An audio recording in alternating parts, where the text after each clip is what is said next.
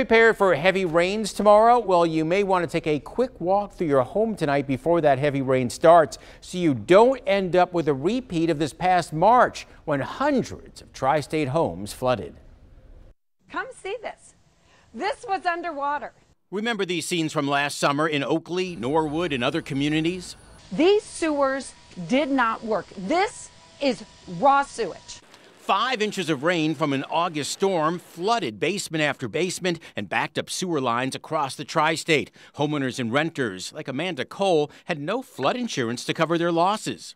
We don't have flood insurance because we're not in a flood zone. We were told we didn't need it. Perhaps it was just a once-in-a-decade event, but it happened again this year on March 1st and again Easter Sunday after huge deluges. We had a river outside.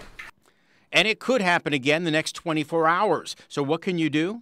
Here's one of the easiest things you can do right now to protect your home. Lots of tri-staters have a garage or driveway drain. Make sure it's free of debris so it won't clog.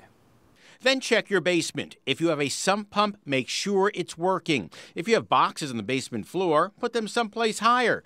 What about insurance? If you have a broken water pipe, you are covered under homeowners policies. But if rainwater is seeping in, you are not covered. You can purchase flood insurance. It's $500 a year for about $250,000 of coverage.